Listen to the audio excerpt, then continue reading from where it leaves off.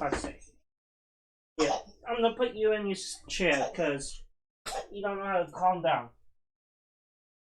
You can be up in here and play in here, because you seriously don't know how not to scream at stuff.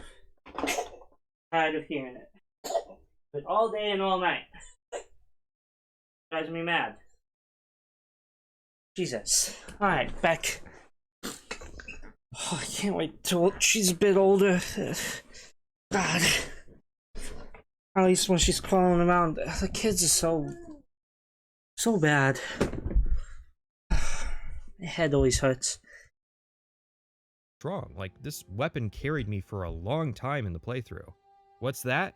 They actually made the steel weapons that are implied to be of the highest quality possible in Skyrim do damage that is only beaten by weapons fashioned from rare materials? Seriously, it surprised me how meaningful this reward can be to melee characters, since your next possible replacement will likely not show up until after level 27.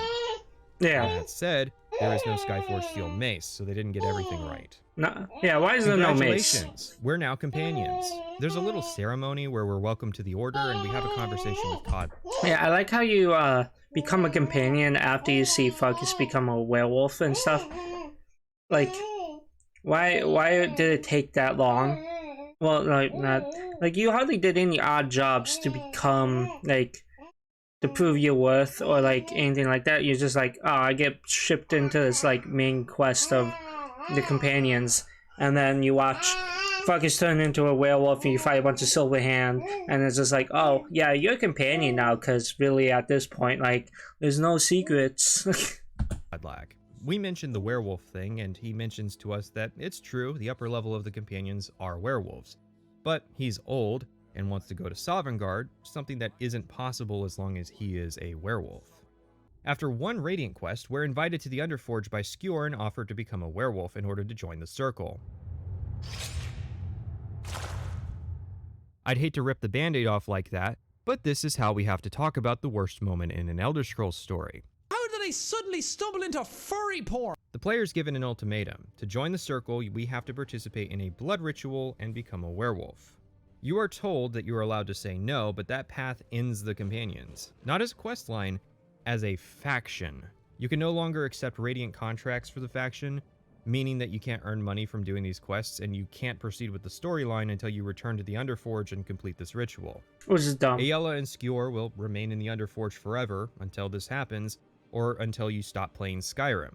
Which is what happened in my first playthrough back in 2011 because I rejected the gift, in quotes, I was being offered. This is hazing, and not only that, but it's insane to me that the player is given no recourse in this situation. You can't go to Farkas or Vilkas or even Kodlak, who just 2 paragraphs ago established that he regretted becoming a werewolf because of the implications it had for his eternal soul. You can't go to anyone, not the Jarl, not Ulfric Stormcloak, not General Tullius, not the Penitus Oculatus, not the Thalmor, not the Blades, not the Greybeards, not even the Silver Hand.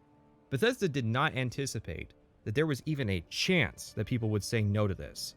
This is what ended my Skyrim playthrough prematurely. Unlike the earlier games which had full playthroughs my first time, my Skyrim playthrough was over before November of 2011 had even concluded. For a game I had attended a midnight release to get my hands on and stayed up until 3 in the morning on a school night playing. Every TES game I have played has always started with a Redguard swordsman doing the Warriors faction, and the fact that I was ostensibly locked out of this faction for an in-character decision completely soured the taste. Yeah, well, why can't still you is just... the fact that Skyrim features a faction that, if the player morally detests the idea, they can actually destroy. The Dark Brotherhood. It's simply amazing to me that Bethesda was so confident that the player would be so naive or paying so little attention that they would not have an issue with this decision. Even designing Shoring as a character around this decision still made this a bitter pill to swallow. Only someone who was desperately jockeying for power in any way possible, like Shoring Hardheart from Morrowind, could be stupid enough to be told that they will be excluded from an eternity in Sovngarde of feasting and rough gay sex, and then within 15 minutes be forced into making that decision.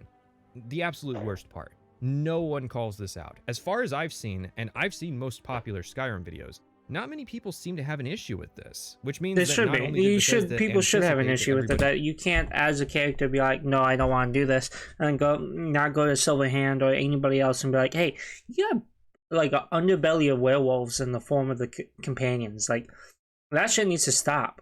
Like, you should be able to like destroy the companions as a faction or drive them out of Whiterun, and then you could be gifted Jorviskir as a player home. Like, that would be insane to get a player home of Jorviskir just because the faction, like, you drove out the faction, like, and the Jarl's like, alright, you can buy Jorviskir for like 40,000 gold, or even like 100,000 gold, because 100,000 gold in Skyrim, you could get that in like 6 hours of time just by playing the game.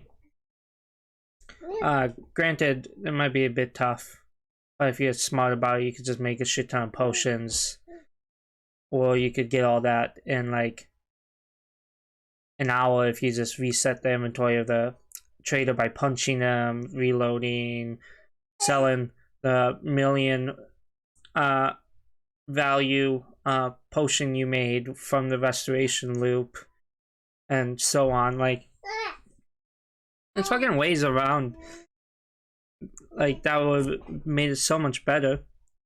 Like, that would be, like, granted, you do essentially get Jorviskir as a prize by finishing the companion's quest, because you become the Harbinger, but like, I think you only get Godlak's old room as your personal room.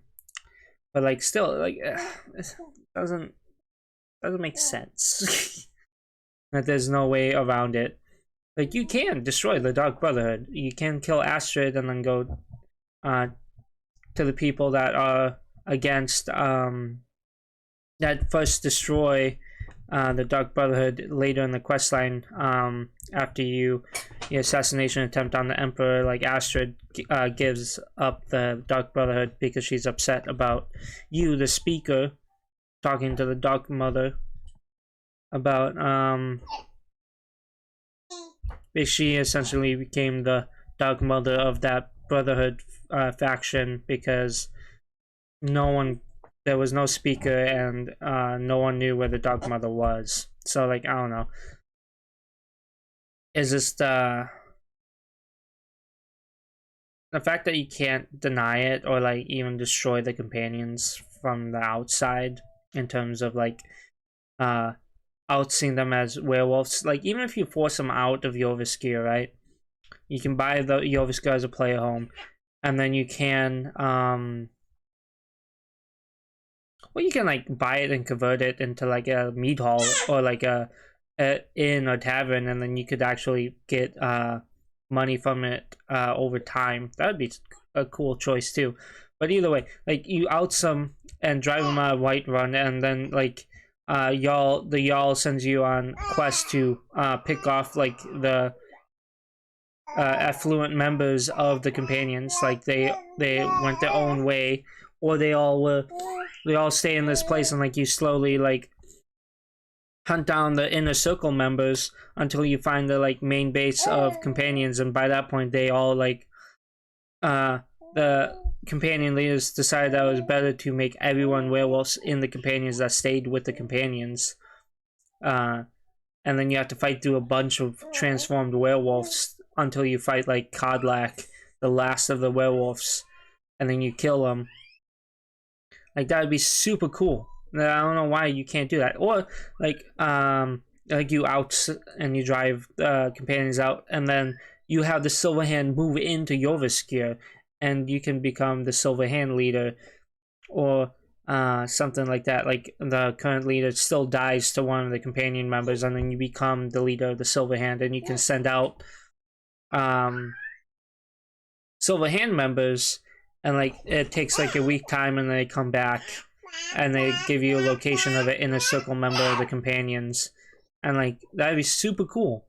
Like, a way to manage people and things like that. It would be so awesome that they like did that. But like, they was just like, yeah, nah, we're just gonna like make this super streamlined, and if you don't follow what we want you to follow, you're done. The companions are done for you, essentially.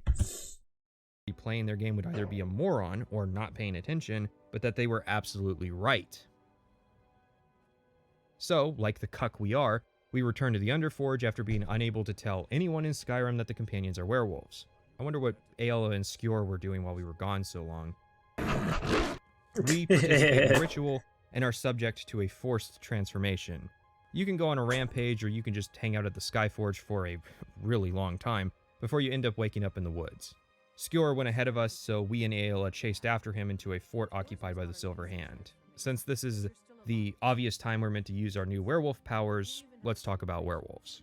I'd hate to do this so soon, but we have to compare the werewolves of Skyrim to their closest Elder Scrolls counterpart, Morrowind's expansion Blood Moon. People hate Morrowind comparisons because it's narratively and mechanically I've never played the Morrowind, objectively so I wouldn't be superior able game. to tell But you here it's like really how fair it is. because it's pretty evident that most of their design was gleaned from a DLC feature of that game. Werewolves are not very good in Skyrim. I suppose we have to ask the question No, of they're whether or horrible. not they should be good. Lycanthropy, and vampirism to some extent, are meant to be two things. One, an unwitting curse that makes a person dangerous to keep in society, but if sought out willingly, then two, a shortcut to power. Your powers are augmented at the cost of your humanity. Neither Blood Moon nor Skyrim really sold this idea, in my opinion. Instead, both games keep lycanthropy as an almost entirely separate progression to the normal game. This means that lycanthropy plays more like a mini-game in Elder Scrolls than an actual It really curse. does. I mean, in Skyrim, there's not really a downside, other than not getting the rested bonus. In Blood Moon, you were plagued with nightly transformations, where you had to feast that night or you would wake up at low health the next morning. This made it unwieldy to use in normal Morrowind, but a godsend for dungeon divers. Skyrim took that element of random transformations away, outside of potentially during a single quest. So now, there's no downside to having lycanthropy thrust upon you besides annoying guard voice lines and being temporarily gated out of vampirism. Yeah. Now I remember. You're that new member of the Companions. So, you what? Fetch the mead? Oh? Don't cross me, elf. Guard lines which acknowledge player actions have been a thing since Oblivion. It's obvious that they tried to scale up the system, and it's probably one of the best and easiest ways of making the world feel dynamic. Yeah, it Completing does. quests and even the equipment and skills you use add to this pool. It is cool that guards will acknowledge that iron swords are weak, for example. Unfortunately, while there are a great many ways to give the guards new dialogue, there are not many ways to take away old dialogue. Yeah, This becomes more and you more hear a lot of apparent the same as you shit complete quest constantly. lines, yet The guards Dawn continue God to one refer is to super you as though annoying. you've just You hear that started constantly. it. While guards will respect the role of the Harbinger, they will sometimes use the line for new members, asking if we just fetch the mead. There are other prolific lines guards favor, such as the infamous arrow in the knee line or the Dawn Guard rumor. Heard they're reforming the Dawn. Vampire hunters or something. in the old Near Riften. Might consider Point it up myself. This one in particular plays a lot No, I because of hate how it. the system works. These generic greetings are all assigned a priority value, with most of them being assigned the number 31. Because so many options share this number, there's an equal chance of getting all of them. This particular Dawn Guard rumor has a value of 62, meaning that the guards will consistently prefer to use it over other existing dialogue until you complete the first quest of the expansion. This is practically identical to the Solstheim rumor in Morrowind overriding general region-specific rumors. Yay! It is a very short-sighted way of advertising the expansion content to the player that probably should have been toned down. What? You knocked down all your toys and now none of your toys are up here? Why did you do such a thing?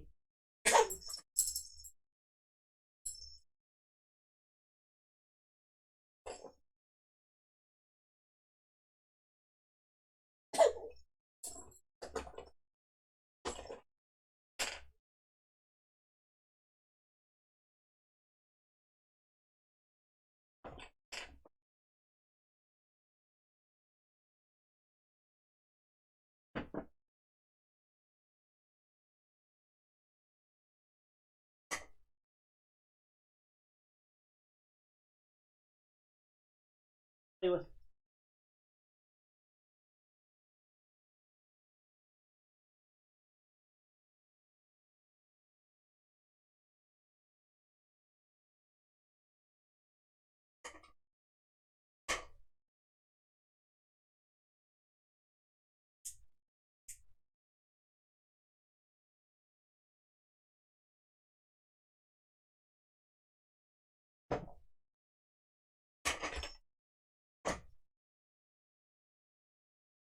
Anything else I can do? No. A stretch. Oh my god. Hi. Hey, baby. It's cold in here. I'm gonna go turn the heat on.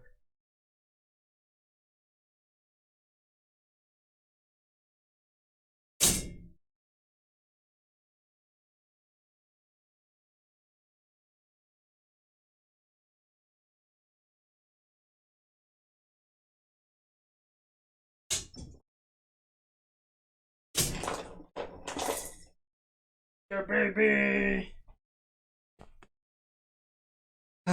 Alright.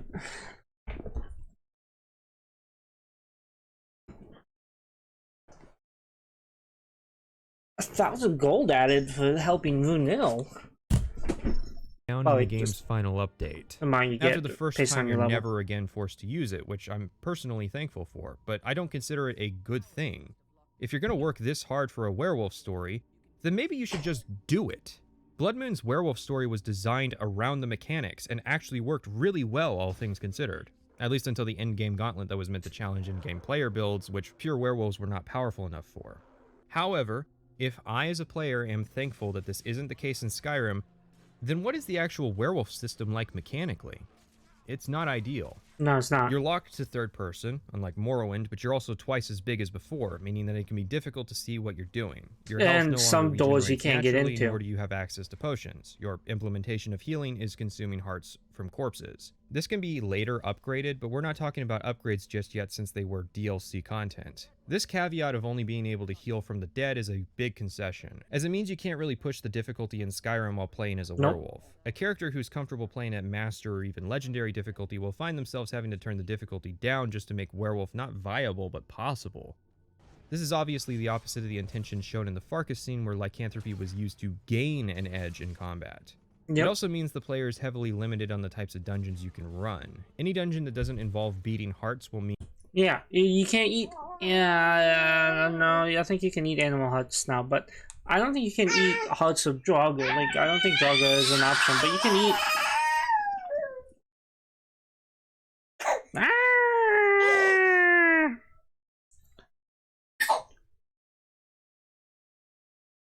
Like, and the skill line is okay.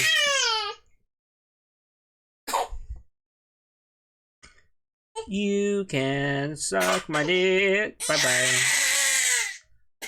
Fucking. That's a band invasion. Look at Teal. You're fine. Calm down.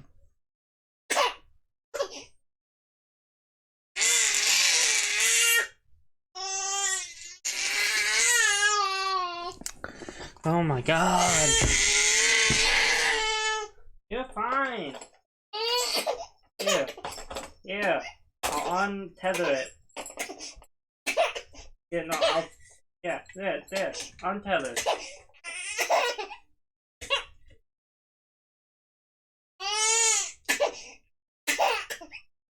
So cranky.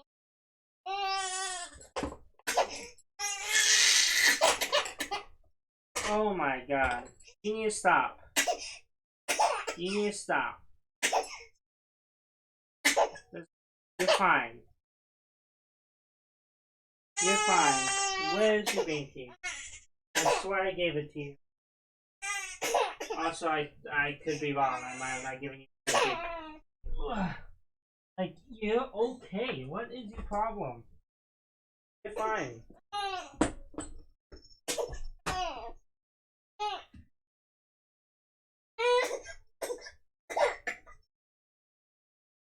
Okay. You're fine. You're fine. You're fine. You're fine. Knock it off. You act like the world is ending. It's not.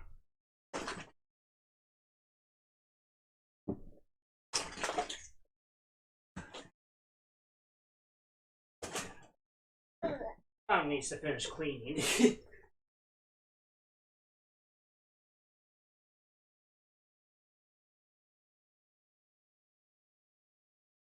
Okay, maybe there's something over here.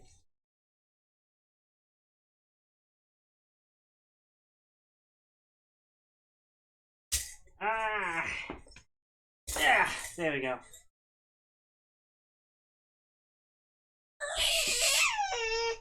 But, hold on, I'll be back. I'll be back.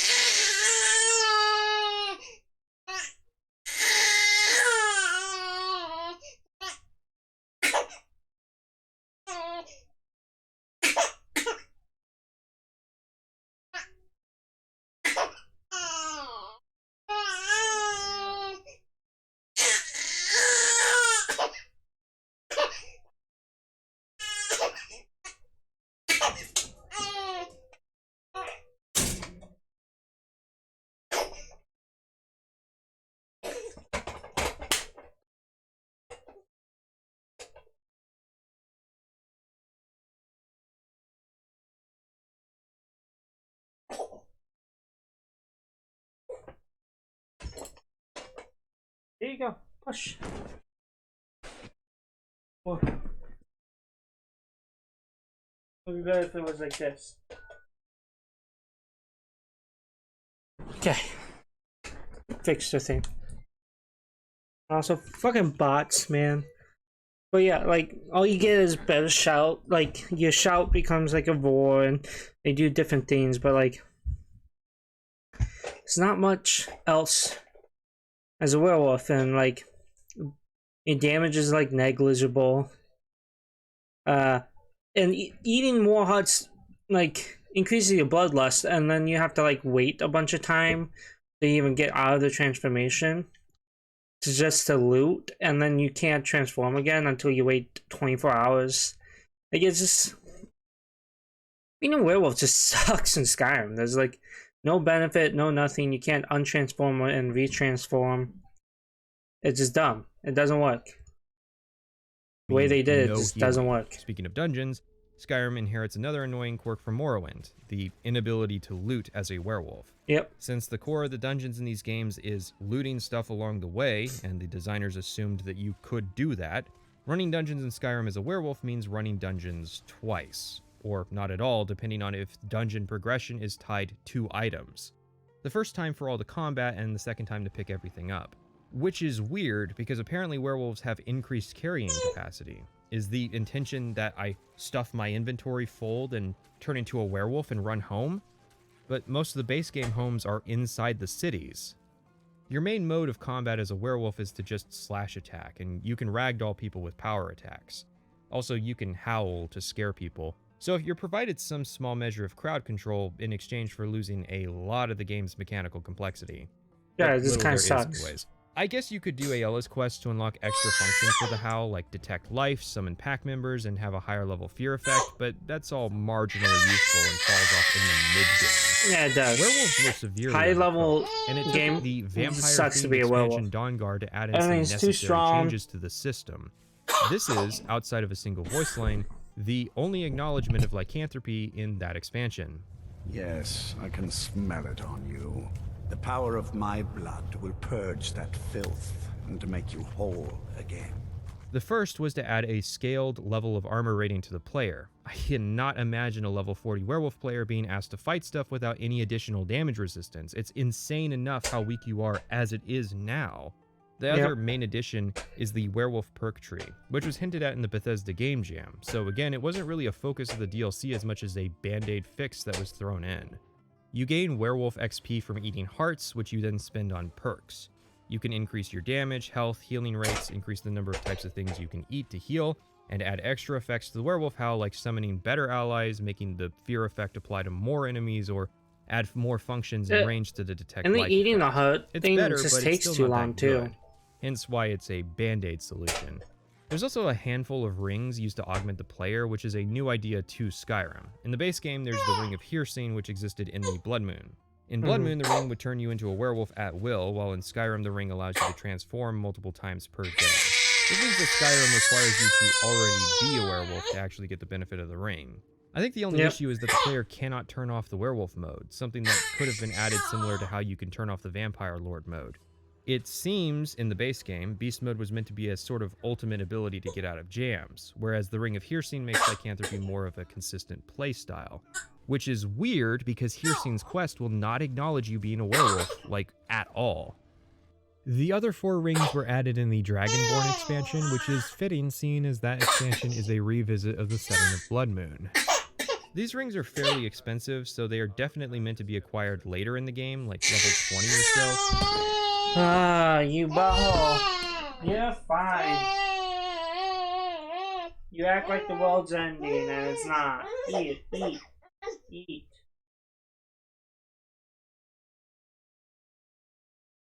So fucking prissy.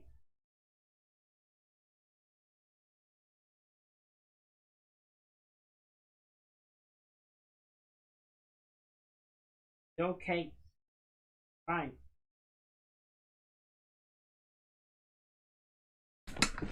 Oh, it's so hard to do stuff. So whiny. All the time. Yeah, the lack of stuff that you can use to augment your werewolf form is kind of dumb. Like, it's only geared toward rings, and you can't even get, like, necklaces. You can't even wear armor that would add, like, any, like, extra, like, effects either. Like, there's no enchantments. There should be enchantments that you can add to your armor that boosts your werewolf form. Like, whether it's, like, increase your armor rating as a werewolf, increase your health regen as a werewolf, increase the power of your attacks, or like the power of your howls.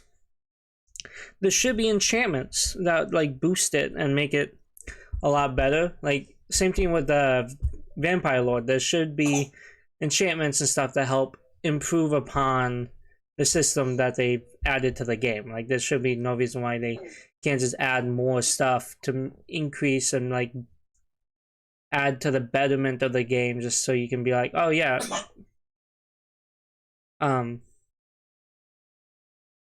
like the betterment of being a werewolf. Like, there is no...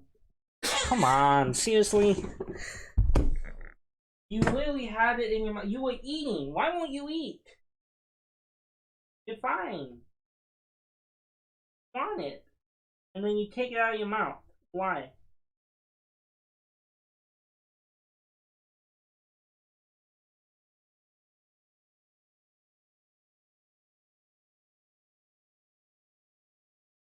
You're tired, but you won't go to bed. Why won't you go to bed? You're just making yourself more pissy. Or just making me pissy and making your mother pissy. You need to go to bed. Right? That's just how it works. Right? Like, you clearly want the bottle, because once it escapes your mouth, you try putting it back in. But the moment I go sit down, you take it out of your mouth, and then you scream at me, you want me to put it back in your mouth when it's right there. And like, I've seen you put it back in your mouth after you take it out. Like, come on, like, work with me here, alright? Work with me. I love you, but you need to work with me. Yeah, you need to work with me, okay? I know you want that. You're eating a lot of it right now, yeah. Eating a lot of it right now. But then you throw a fit. And it's just like, why? Why are you throwing a fit? Now, I don't know what happened to your binky. Because you had a binky.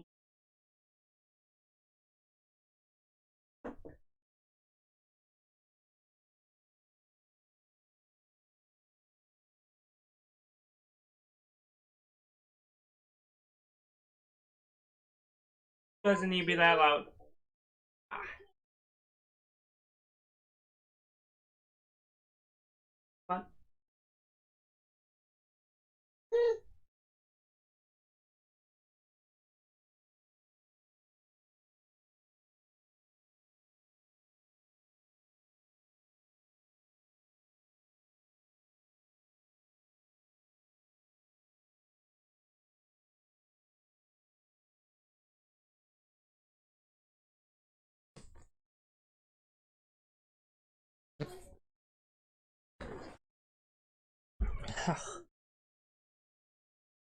What but okay. When the Dawnguard perks start Like to there lose their should just be luster, more in stuff to order of augment value, besides the Ring the of perk Bloodlust, value. which causes you to do 50% more Perk damage stuff. at the cost of taking 50% more damage. This definitely opens up a different kind of playstyle, which hinges on you utilizing your mobility and crowd control to kill before you get killed. A maxed out werewolf with this ring will do some serious damage, so much so that you can chain kill cams, which is mildly useful since it means that you can use the invulnerability of the kill cam to plan your next attack. Yeah. As blocky as the kill works, cams in but Skyrim are, werewolves are where the kill cams actually have a mechanical implication just because of the nature of the playstyle. The Ring of the Moon increases werewolf howl duration by 25%, which is nice and all, but isn't really useful. The Ring of the howls Instinct don't do causes too a much. 40% time dilation effect when you transform, which again has questionable usefulness. It implies you will transform repeatedly since it doesn't augment you long term, but you can't use the ring in conjunction with the Ring of Hearsing since you can only wear one ring in Skyrim. Finally, which is dumb. the Ring of the Hunt That's the is dumbest thing they've done in Skyrim. You can only wear one ring. Like you have 10 motherfucking fingers. You can put more than one ring on. Maybe like you're limited to the amount of like specific enchantments. Like you can't have like 10 rings of like increased health. Like you can only have like at max 2 rings of health. Like there should be a system in place that limits the ability to overstack on enchantments, like specified ones. You're fine. You're fine. Seriously, like you need to calm down. You need to go back to bed. I'm tired of this constant like. Like there's no reason. You're fine. Play. You have toys. Why don't you play? You hang out with you all day long, every day. But then you can't hang out by yourself for any amount of time? Here's a diaper change, that could be part of the problem, but... God damn. You're fine. You're fine. You act like the world is ending. You're just as bad as your brother when it comes to that. Yeah, you're fine. You're fine. You're fine. My God.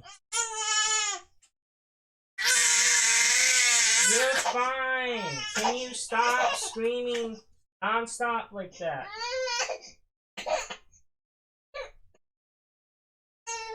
For the love of God, you're fine.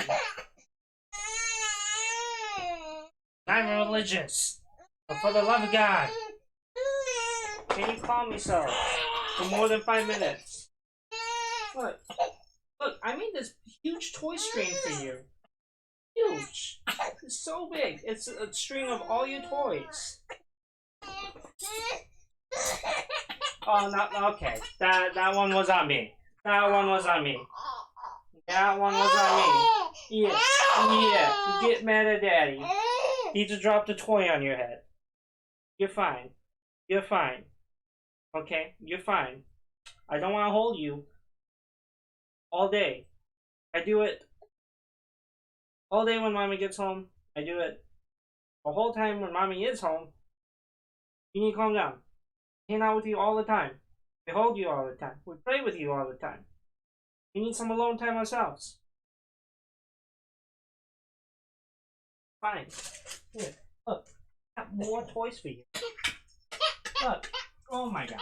Can you seriously, can you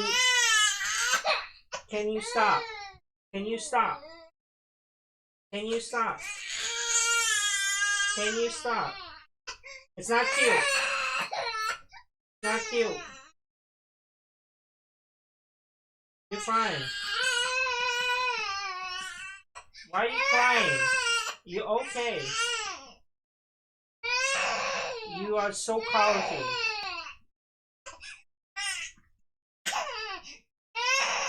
Hey, look. Look. Look at the seahorses.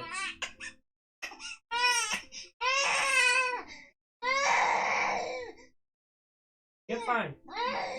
Fine. You're fine. Look. Just take the binky. I'm tired of this. I'm so tired of this. Constantly like this. All day long. Gives me non-stop headaches. 2 fucking minutes, guys. The most expensive. Apologies. I'm losing my mind.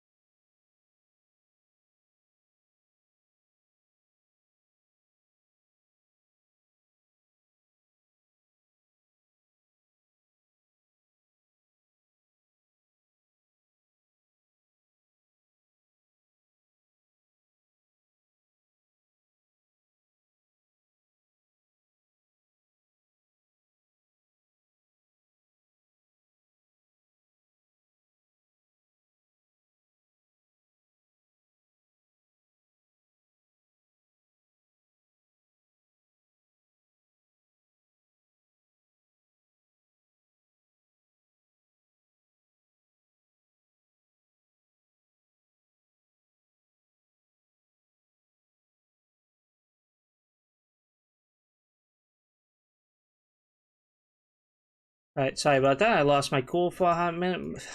Just, I don't get a break from the kids. It's tiresome. This is essentially my break from the kids, which still involves the kids, because I still have to get up and deal with them, and doesn't change either, even when my wife's home. Just constant kid watch. I'm tired of it. Just need a break. Oh, okay. Back to it. But increases your health regeneration and enables the ability to very, very slowly regain health passively. And that's it. That's all Dragonborn had to offer werewolves. 2 mildly useful rings that might change how you play, and 2 less useful rings. It is not surprising that werewolves feel undercooked, an awkward mechanical addition that the player is only forced to use once. As late as July of 2011, Todd Howard seemed cagey about confirming whether or not werewolves were even going to be in the game. And right off the bat, he asked if you're able to be a werewolf in Skyrim. I mean, I can say that we're fans of that stuff as well. We are currently messing with all of that. I don't want to commit to here are the things you can change into and what they're like right now. Not because we're not doing it or not attempting to. I just don't know honestly where that's going to end up and how deep we're going to get into that. Well, they don't get deep into it at all. Probably a lot. That sucks. We will try things, and if we don't feel it's helping the game, there are other areas we'd like to spend our time on in the game. Will the character be able... Which, like, they could have, like, hired, you know, like, the Creation Club. It was meant to, like, add stuff to the game that was, like, mods. But they didn't fucking utilize it enough. They just added nostalgia stuff to the game. Like, oh, here's some weapons from Morrowind and Oblivion and stuff like that. Here's... They did do it well with the mages. The mages got kind of a fucking buff. With new spells and some new robes. And the robes are kind of good because they actually have some decent, like, applications to them. But, like, other stuff is just like, why? What the fuck? Come on. able to change into certain creatures? We've done various things like that in our previous games, and it's something that we probably won't be talking about specifically on this one. Don't read into that, we just prefer not to discuss this one. We'd like to leave that an open question until the game is out. You know, a lot of fans when I realized that werewolves were actually going to be like the Khajiit, just a human with a head on it. Mm-hmm. And it was It was horrible. That was always absolutely hilarious, that it was going to be people with dog heads and totally normal bodies, and everyone was going to be all scared of them. Meanwhile, you have some, like, druggy cat guy hanging out the city, and everyone's fine with them. The original concept art shows werewolves as being bipeds. Even the lycanthropy perk tree was the product of a short game jam Bethesda held where developers had 1 week to implement anything they wanted. And there seem to be more perks in that tree than are currently in the game. Yeah, it does. It's not really a surprise that lycanthropy feels like an undercooked addition in the game. The story only utilizes it a single time, as though Bethesda is apologetic for forcing it onto the player, and curing lycanthropy is baked into the very same questline at little expense. It doesn't utilize any of the new mechanics, like the hand system where each hand has a different function, nor does it integrate the new dragon shouts. Bloodmoon was designed around the entire expansion being played as a werewolf, expecting multiple transformations and balancing its quests around the player's stats. Bethesda had the same opportunity with the Companion's questline, but leaves it up to the player whether or not they're going to fight these unarmed renamed bandits with silver weapons using the werewolf mode or not. It's a problem because the Companions is the one ostensibly warrior faction in the game, and the pre-existing fighting mechanics are now competing with the new werewolf mechanics. Instead of augmenting their abilities, lycanthropy just replaces them. It would be better if there was a second warrior faction in Skyrim, like the Silver Hand. Speaking of, the Silver Hand have occupied the fort of Gallows Rock and are using it as a base of operations. They're pretty well ingrained here too, with prison cells and a torture chamber where we find the corpse of a werewolf. Although Ayala confirms it was not a member of our pack. I guess let's talk about them as a faction. You know how Bethesda is weirdly proud of their environmental storytelling? Like, our level designers are great. Like, I remember we're playtesting one time and you're in a cave, and then all of a sudden there's a giant tower right in the middle of it, and it tells a whole story right there, right? What happened to this big stonework that's in the bottom of this cave now? Yeah, absolutely. I don't know. What did happen? When are you gonna tell me? Well, the Silver Hand is an experiment in whether or not a faction can be done entirely through environmental storytelling. I shit you not. The bulk of lines in the Companions about the Silver Hand are environmental observations made while doing their dungeons. There are 0 observations made about them as an order. How did they get founded? What do they believe in? What's their ethical limit? There's nothing there. Where are they getting money There's to buy their equipment? Sustenance to the Silver Hand. How long has this faction conflict been going on? Would they accept a truce if Kodlak told them they were trying to find a cure? The list of questions goes on, and I'm fairly confident there isn't even a single lore book that actually refers to them by name or broaches those questions. Nope. At one point, we're tasked with retrieving the Silver Hand stratagem. Finally, through the power of the written word, maybe this faction can finally be characterized. I mean, that's usually criticized as cheap, but all other measures have failed so far. Well, get fucked, because the Silver Hand stratagem is not considered a book, but a miscellaneous item. That's because it's empty. There's nothing inside it. It's literally a journal that exists as a plot device to explain how we end up fighting the Silver Hand headquarters. There is literally a single named member of this faction, Krev the Skinner, and he is radiantly generated, meaning his race and gender are randomized.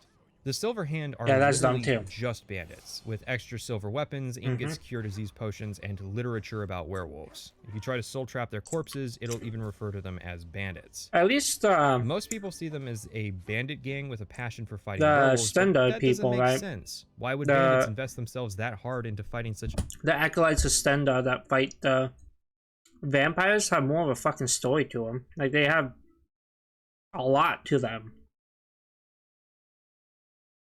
Like the Vigilance of Stendar,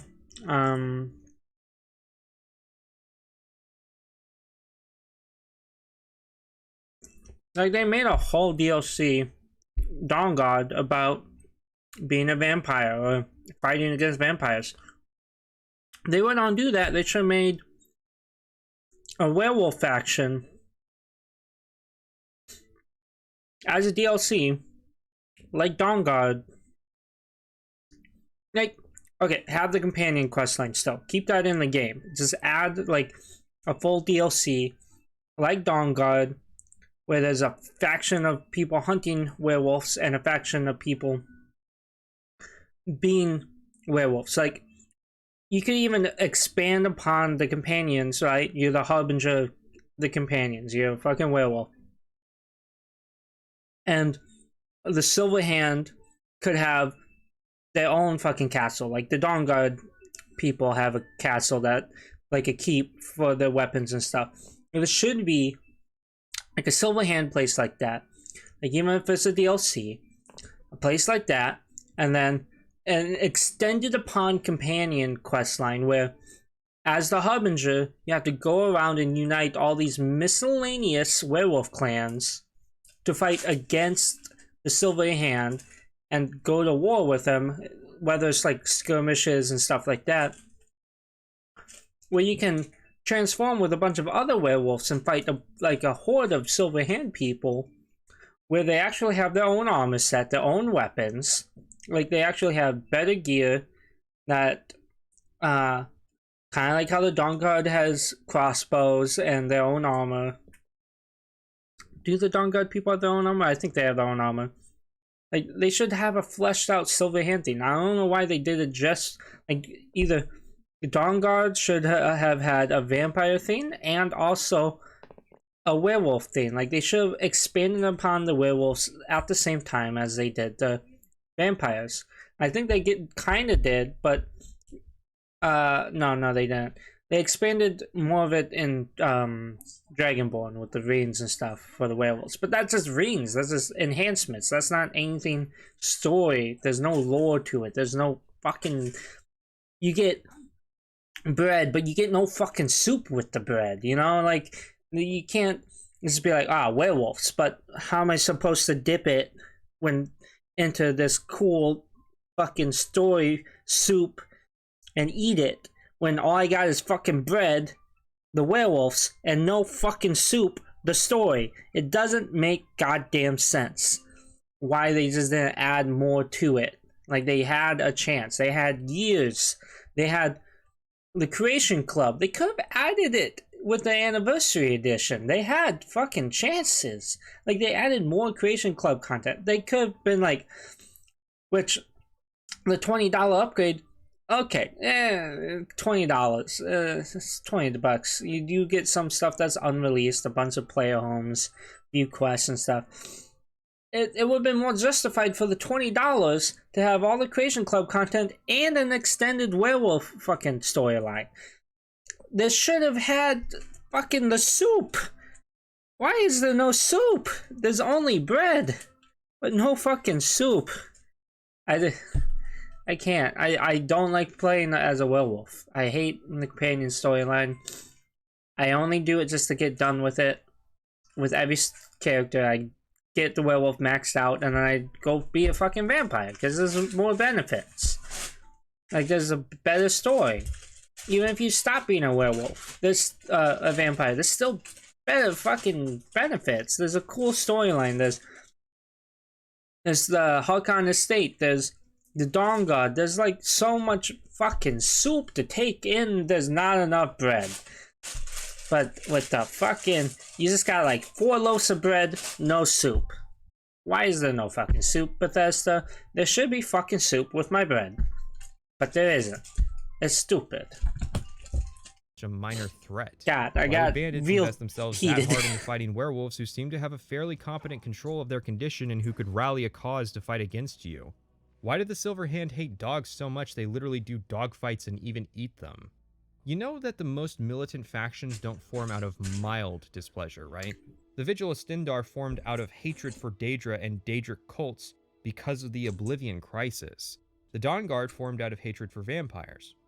Oblivion even made fun of this with the Order of the Virtuous Blood, a meme vampire hunter faction staffed entirely by weakened warriors who were being taken advantage of by a vampire. But since I brought them up, I have to wonder if the Vigil of Stendar was meant to be the actual Silver Hand. When asked if the Vigil fight Daedra, they'll respond, "And any other abominations that prey on mortals? Vampires, werewolves, witches?" I have a sneaky It'd make more suspicion sense. that originally the It would make companions so were much to more fight sense the if Vigil of Vigil and Stendar, Stendar but were something against them. mid-development happened that changed that intention, and in turn, the Vigil had to be very quickly replaced. The easiest way being to simply create a new faction of reskinned bandits. I mean, think about it. If Todd wasn't sure werewolves were going to be in the game mere months before release, and being a werewolf is an integral part of the story of the companions, is it possible we're dealing with a redrafted narrative? This is not unfounded. Probably. I find the fact that the witches are also mentioned peculiar because, It really- surprise, it surprise, probably this story is. also involves witches. And I mean, Why else would Bethesda put in the work to develop a faction that served little purpose in the original Skyrim, but not even fashion a unique armor set for the principal antagonists of the game's warrior faction? Yep, that should be a So we unique find armor Skjor set. dead at the hands of the aforementioned talking about Krev the it. Skinner. Wow, not even gonna have Krev kill Skjor in front of us and then whisk away to show up later as an antagonist. Just a one-and-done boss fight. When werewolves die, they stay in their wolf form, yet Skjor, a practicing werewolf, died trying to fight in his human form.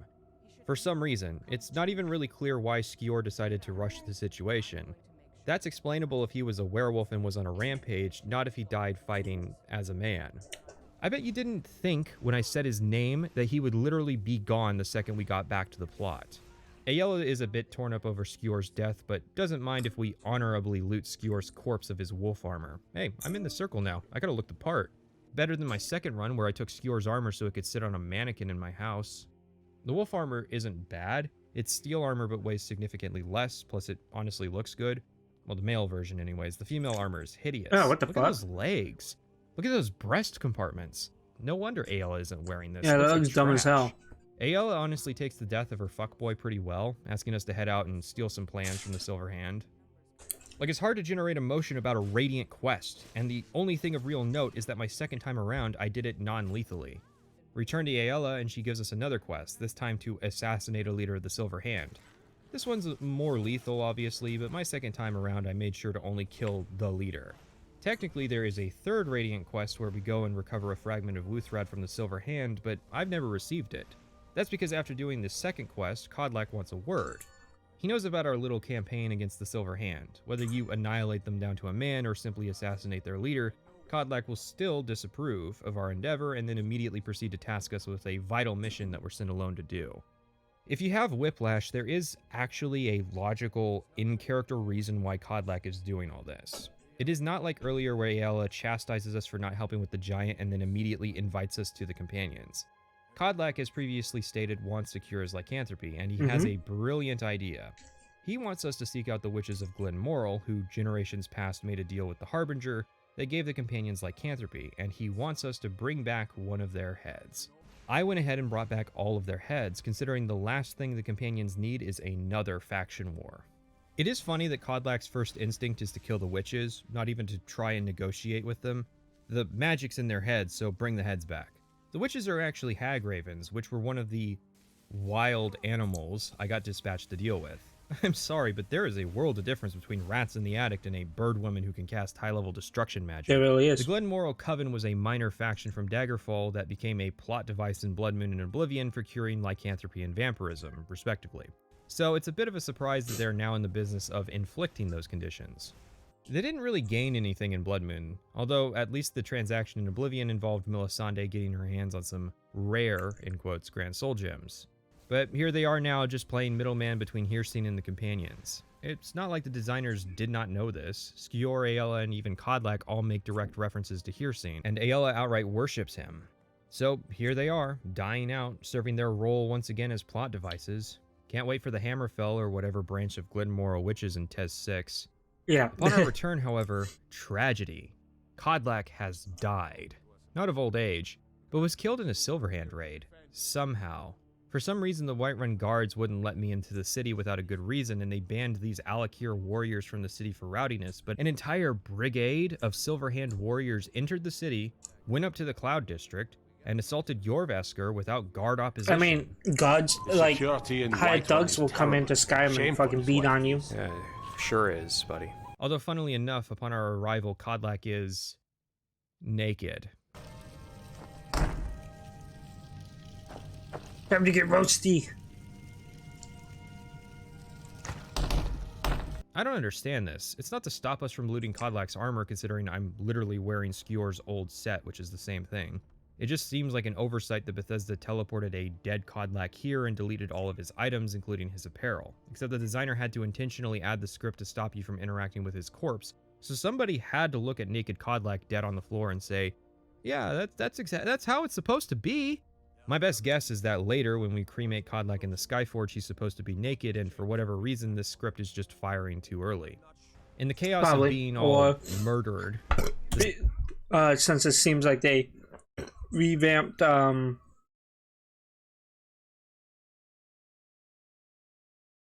they revamped the like they scrapped the original narrative and they just were like tossing stuff around, so they just used old assets. Be like, oh, this was supposed to be when Cadillac died, and like the Silverhand raid that you were supposed to be part of, or something like that, or like he got kidnapped and you were supposed to save him, but he got killed, or something like that. It was probably from the old narrative before they scrapped the whole thing because they weren't sure about werewolves being in it, and they had a narrative drafted that didn't have werewolves, and they're like, oh shit, they had the werewolves in the game, they made it the main storyline, and they just of the companions, they just like fucked it around. They're like, maybe it'll work, maybe it won't, who knows. I don't know, just seems like it was part of something else, like an old asset that they were supposed to be using in the old narrative that they had for companions, until they like were like, nah, let's revamp it, toss in werewolves, like fucking this is it now. We need a faction against them. Let's make these reskin bands called the Silver Hand and then call it a day. It doesn't make sense. The Silver Hand made off with our fragments of Wuthrad. Oh no, all our hard work. I'm not even sure what for. Again, lore black hole of the Silver Hand is, we don't know what their motivations are surrounding Wuthrad beyond maybe setting up more ambushes to draw us out. Vilkas figures it's time to get some revenge, so while we're annihilating the Silver Hand, let's talk about Skyrim's melee combat. And they will know terror before the end. Skyrim's melee combat is an evolution of Oblivion's combat, refining Oblivion's rougher edges into a system that is widely cited as one of the worst melee combat systems in existence. Now, in fairness, this probably has a lot more to do with Skyrim being extremely popular, making it a point of comparison, rather than some Yeah, the fighting in Skyrim is a lot better than previous games, like especially Oblivion. It felt like you're slapping a wet noodle onto enemies. And in Morrowind, it was your attacks were like roll based, whether or not you would hit or not. Like there was a lot of like other issues with the prior games before that. Like the combat's really good for melee. You feel it, it's physical.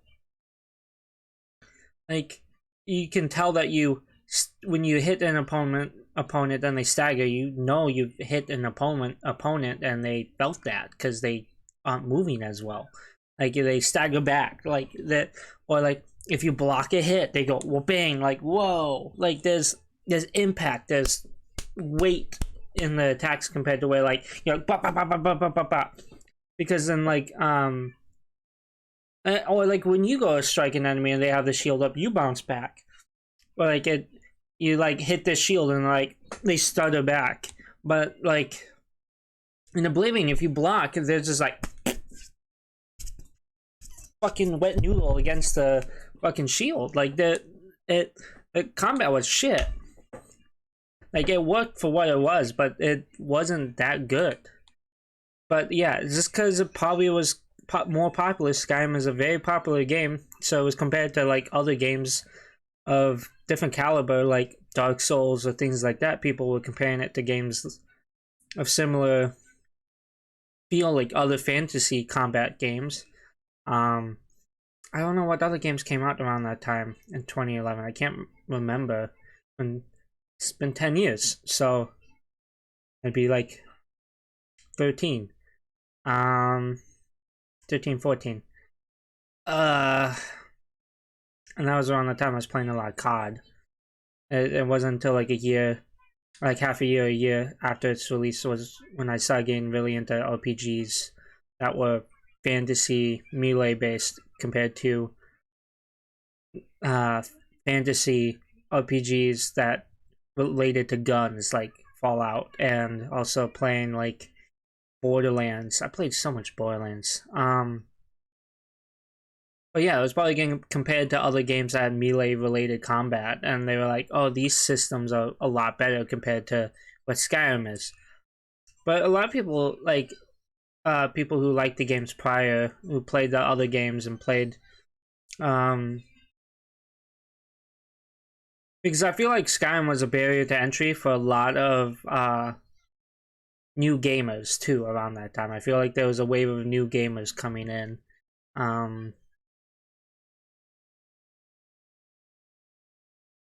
Yeah, I'm trying to think if there's some... It'd be a bit different. If Skyrim was released now, I feel like it'd be even more popular. Like if it was released during COVID, a lot of people would be playing that shit. Like if it was like 20 years since Oblivion that they finally added a new Elder Scrolls game. I mean, we probably won't get another Elder Scrolls game for at least 6 years. I feel like. Say you have to start making it. They might have groundwork and some ideas already in play. They probably in the making of Starfield, like they're like, this is the plan after Starfield, and they're like, these are the people that probably don't be on that team. Think of ideas, have ideas ready in like a year's time or whatever after Starfield releases, so we can hit the ground running, which would be awesome. If oh god, I wish I was in game development. I really wish I pursued it more when I was in high school. But also, like, where I'm at, there isn't a lot of institutions that teach game programming or any programming knowledge and stuff like that. A lot of it's like just tech-related programming, not game programming. Like, there's classes, but like not good ones. And there's also no like game... there's no game studios in Michigan where you can be like, oh, I'm gonna go to this place and work. You have to go to California or Texas. These big, I almost said countries, big states, where there's like 20 different game studios around there. I don't know what any other game studios are. I don't know. Misguided nostalgia for Oblivion's melee combat. Like, straight up, Skyrim has better combat than Oblivion. Oblivion just had more issues with spongy enemies. Hitting an enemy in Oblivion felt like slapping someone with a pool noodle. Compare that to Fallout 4. Look at that, I just exploded a guy's head with a tire iron. Despite functioning almost identically, all that changed was the feedback, and Fallout 4 is better, even if Fallout 4's strength is in its guns, not its melee. Skyrim's most often cited problem is simple. The combat is just spamming the right trigger. Yeah, there's not a lot of different stuff to it. But it is true that at various points all Skyrim demands is a functional left mouse button, like the turkey punching minigame from Doom 3 but extrapolated into a full product. Melee is divided into 3 types: hand-to-hand, one-handed, and two-handed, with the reskins of the latter two. Of those, there are swords, axes, and maces. Except hand-to-hand doesn't have a skill tree, so using hand-to-hand isn't really functional unless you just try and which switches all the models make around, that and they challenge notice run. that the sword they're using has the stats of a mace.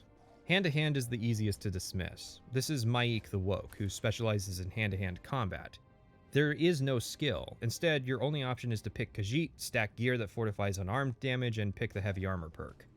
It's surprisingly robust, but not something I would want to do for an entire playthrough. It's weird too, because they added kill animations for hand-to-hand in a patch. This is the first Elder Scrolls game where you can literally suplex people into the dirt, and there's still no hand-to-hand tree. Not even as post-launch content, despite Bethesda showing off that they can add new perk trees with only a week of development time. I mean, Bethesda also showed that they could do spears in the game jam, so, you know. The main thing that I can say, and I see a lot of those comments, are they go back to, we had X weapon types in Daggerfall, then X weapon types in Morrowind. Oblivion has its own, and Skyrim has its own. And anytime there's something that we stop doing, whether that's spears, having a skill for that, or crossbows and things like that, we tend to... I mean, they added crossbows for Dawnguard, start but... over. And we want to find weapon types with this game that really yield gameplay. Gameplay. Gameplay. Gameplay.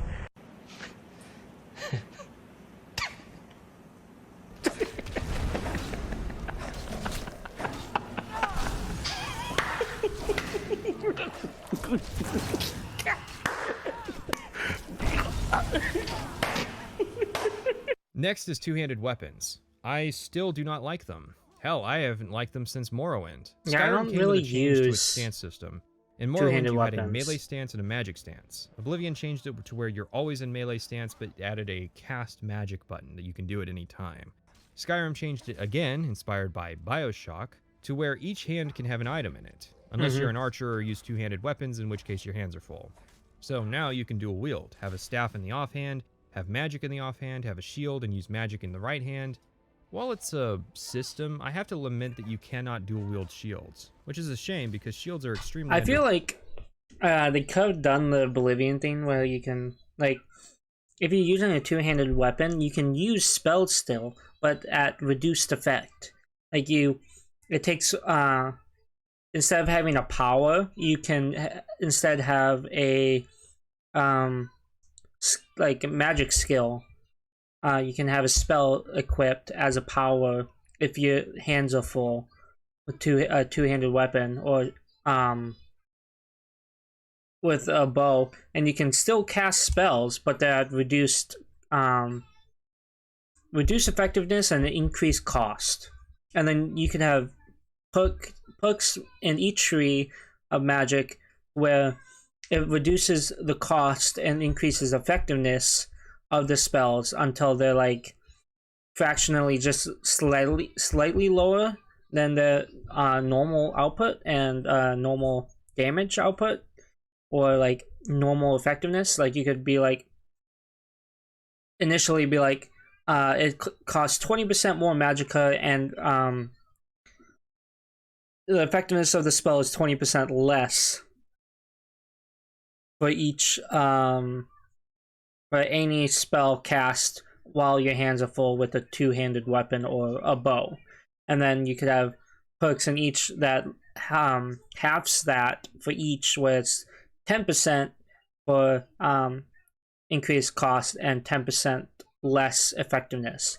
Like, you could have had that, and you could have made it more dynamic, combat more dynamic, and a little bit just a little bit better in terms of whether or not it would function well. Like, there's a basis for it. You could do it in Oblivion. I mean, your power button is essentially the button you use to cast spells, so why can't you cast spells in your power button? Like, it could have been an update too. It could have been a patch. It could have been like, they could have been like, oh, two-handed weapons don't have the thing. You have to unequip the two-handed weapon, re-equip a spell, cast a spell, unequip the spell, re-equip your two-handed weapon, unsheath your two-handed weapon or your bow, and then you're just eating up time. It's not dynamic. It's fucking so slow, and it takes too much time, and it draws battles out compared to like making it more like streamlined, where there's a lot less menu navigating. Even if it's your favorite tab, it's still your menu navigating. The favorites is good. The new favorite system is solid, having as much as you want in your favorite tab. But doing that is still very, how can I say it? Very tedious to go through. It breaks the immersion of combat, where if you could just have a spell set, you can still cast healing magic, just it costs more and it does less. And like, it could just be, you could enhance combat that way. And I don't know why they didn't do that. Like, it could have been something done with the Creation Club. When the Creation Club added all that magic, they could have added the ability to cast magic with the two-handed thing. You could also still cast magic with your hands full with a one-handed or shield, or like dual wielding two swords. You could still have the ability. You could still do the power magic casting if you wanted to, but they were like, no, shouts and actual like other powers take up that spot. You can, that button's only used for shouts, the new system, which is kind of dumb, because they could have also like lowered the amount of shouts they had in the game, and changed their effects, because they added a bunch of shouts in the game that are very similar to actual spells in the game, like Frost Breath, Fire Breath, stuff like that. You could just have a magic spell slotted to your power button with just reduced effectiveness. Like, you could have done it that way. And you could still have shouts in the game. You could have variant shouts that are really cool, like a slow time one, Mark for Death, Unrelenting Force. Like, those shouts are awesome because they're unique. They're different than spells you can have in the game, where Frost Breath and Fire Breath are just like just regular, essentially spells. It doesn't make sense that you can't just have a spell slotted to the power button. It doesn't make sense at all. There's no reason for there not to be a way like that. It's just combat is good and bad. There's ways they could have improved the combat, but they didn't take the chance to do so. Rated as far How as much you can do about it now at this point. It's 10 years later. Just how strong the new shield bash mechanic is. But they did come out with the anniversary edition. Discriminate against the two-handed so it's like they can do some damage, but they lack fine control over the flow of combat. Not only that, but they provide a surprising amount of utility to combat, depending on the shield. On the lame end is the Shield of Ysgramor, which provides 20% magic resistance. That's an Oblivion-style shield. Boring. Spellbreaker creates a ward capable of diminishing incoming magic. Charge of the Brooded can do bleed damage upon bashing. The Ethereal Shield can turn enemies into ghosts, basically putting them in spiritual timeout for 15 seconds. Ariel's Shield can store kinetic energy from incoming attacks and create a shockwave that ragdolls opponents. Even in the DLC, there aren't really that many melee weapons that create that kind of utility. Plus, one-handed weapons can easily switch to magic, which is yet another benefit. It's a shame because two-handers in Morrowind were in a good place. It's hard to really identify what needs to be done because I like the new dual hand system a lot more than I do the concept of two-handed weapons in Morrowind. I guess you would just have to greatly amplify their damage or implement a system like how Dark Souls does two-handed weapons where you can switch on the fly how many hands you use, but it changes the moveset to be less effective. With that in mind, let's answer the question. Yeah, Swords, they could have done something like that too. I used axes, but there's so many ways to immediately and wish I had picked swords. The way it works in Skyrim is that swords do the least damage, axes do medium damage, and maces do the most. However, swords are the fastest, with war axes being in the middle and maces being the slowest. This is usually a single point of damage, but it means that a steel mace does the same damage as an orcish axe and a dwarven sword. However, the difference comes in the perk system. At first it starts simple, with a flat percentage damage increase. However, at one-handed 30, you're presented a choice in perks. You can take multiple, but really you should only pick one as there's lots of perks you'll want and not enough points for all of them. Axes unlock the ability to do bleed damage, maces unlock the ability to ignore a percentage of armor rating, and swords unlock the ability to do critical damage. Let's break this down in order of usefulness. Maces are nice, but a minority of enemies in Skyrim have armor ratings. This is because armor rating is tied to equipment, which usually only human enemies have. Bethesda didn't think to put an armor rating value on enemies like chorus or dragons or automatons, meaning that dragons should have armor because you can make dragonbone armor, so it makes sense for them to armor rating. Axes are alright, but I don't know why you it's kind of don't. bizarre. They don't. One, you're given zero information about how it works or what kind of damage it does. There's also a bunch of issues with it, particularly with weapons not having the effect applied to them without an unofficial patch, or different versions of the game breaking the effect. Even then, it's not particularly impressive. Wow, 12 extra damage on my Daedric Axe. For 2 more perk points, that could be 18 damage. Also, the bleed effect does not apply to the undead or automatons. Yep. Swords are the worst in terms of numbers, but they have the best perks. A percentage chance to do critical hit damage. It's not standout, and it's only based on weapon damage without perks or upgrades, but there's also no restrictions on who it applies to. You know what really kills the system? Balance. For some reason, some designer at Bethesda thinks they're creating an MMO and so worked very hard making sure nobody could say there was a best weapon type. But the end result is that effect where you could swap weapon models without anybody noticing the difference between weapons. Here's a difference.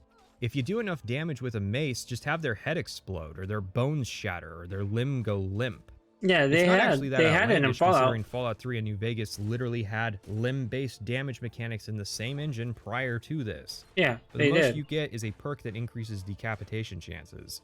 Go all in on that. Axes cut limbs off. Swords can impale people. Please, do literally anything. I am tired of every weapon in Elder Scrolls feeling like flavored paddles.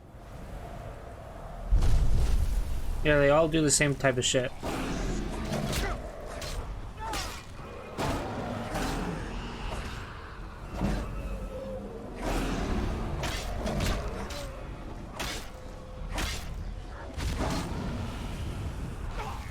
Oh yeah, Block is amazing and highly underrated now, except the fact that the first perk description is straight up wrong. Seriously, 4 of the 5 shield wall perks tell you the wrong value. Really though, Shield Bash can be made insanely good, doing increased damage and staggers and eventually disarms. You can stun lock enemies in Skyrim, even dragons. Playing Sword and Board in Skyrim is actually surprisingly fun, especially if you max out your heavy armor rating. That's why I want to establish shoring as a sort of mechanical baseline for Skyrim. Because using only generic blacksmithing potions he found in dungeons, he got himself a set of equipment and a skill set that made him unstoppable, even on legendary difficulty. I missed playing shoring on my subsequent stealth and magic playthroughs. He was a good character, without exploits or extra cheese. Encounters stayed challenging without becoming tediously easy or tediously difficult, which is a rarity for Skyrim. It's ironic because, again, Skyrim's melee combat is widely heralded as being bad.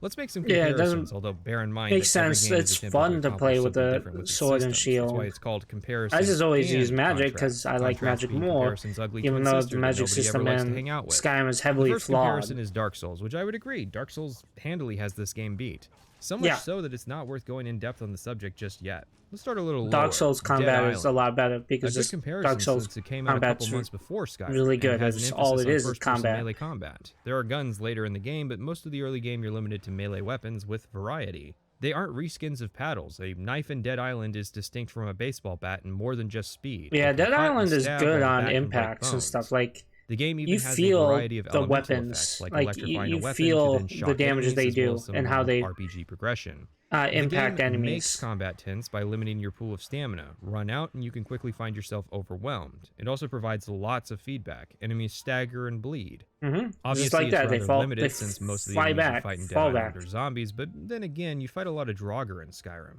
Dead Island also seems to go more for quantity of enemies, with you cutting through the individual fodder pretty quick. And it was easy to kick spam enemies, which brings us to the next comparison. Dark Messiah of Might and Magic is an oft-praised game for its combat. I think it's unfair to compare an Arcane game to Elder Scrolls. Arcane often went for kinetic combat rather than combat with skill-based progression. But the end result of Dark Messiah is kick-spamming enemies to death. I kid you not, I clicked on a random point in a random Dark Messiah playthrough on YouTube, and guess what the guy was doing pretty much exclusively to beat enemies. It's really not that different than Shield Bash spamming enemies to keep them stun-locked, with the big difference being that kicks just ragdoll enemies. I guess people are more easily amused by ragdolls, but I don't think Skyrim would be improved by more ragdolling in is its fun. combat. That's In funny. a role-playing game, you want a system where skill and equipment progression are recognized, which are not big elements of Arcane's games. In Dishonored, for instance, released a year after Skyrim, combat is extremely fast-paced. It's easy to kill singular opponents, which is why Dishonored makes it very easy to attract groups of enemies that can overwhelm the player. Enemies die fast, but so do you. It's hard to make finding a new sword feel impactful in a system like Dishonored, since most weapons can kill staggered opponents in a single attack anyways. Obviously, this comes down to a question of intentions, of what the designers want from the system. Dishonored is trying to sell the fantasy of a fast-paced assassin character. Something like Chivalry or Mordhau is more focused on combat between individuals of comparative skill levels. All attention is on the action, with no attention paid to progression. So, we have to ask the question, is it possible to make a game with satisfying first-person melee combat but also has RPG progression systems? Because the more I look at it, the more I find these ideas may be at odds with each other. But I wouldn't be so hasty. Something like Mount and Blade can provide the experience of becoming better at fighting both in character and as a player, while also providing action combat that can end quickly for both parties. You can also command armies, and there are many dynamic systems outside of combat. Honestly, Mount and Blade does classic Elder Scrolls better than Skyrim at this point. Kingdom Come Deliverance has also made more than a couple cameos in the comments section of my Elder Scrolls video on the topic of combat, and for good reason. While it's unrealistic to expect Bethesda to have delivered a combat and progression system like this for Skyrim, it would not be unfair to expect them to start taking notes from this for Elder Scrolls 6. There is also honestly, the topic of hit chance-based combat. There's been so many combat extensive heavy games since the release of Skyrim. It'd be really bad for them not to take into account how those games play and feel playing as a character doing melee combat. Same thing with Magic. There's been a lot of games that have Magic components to the game, and they could add just some level to it that makes it feel different. Like, obviously don't revamp the combat completely. Probably Magic 2 change all that, and the next Elder Scrolls game is gonna be so different. feel different, play different. Say change it in every single Elder Scrolls game, they change the combat. Yeah. I'm just gonna stop here because I have to use the bathroom. And we can play Dark and Darker afterwards. Once, well, I will be playing, you guys will be watching, but I will play that. Let's do 48. Okay, Patrician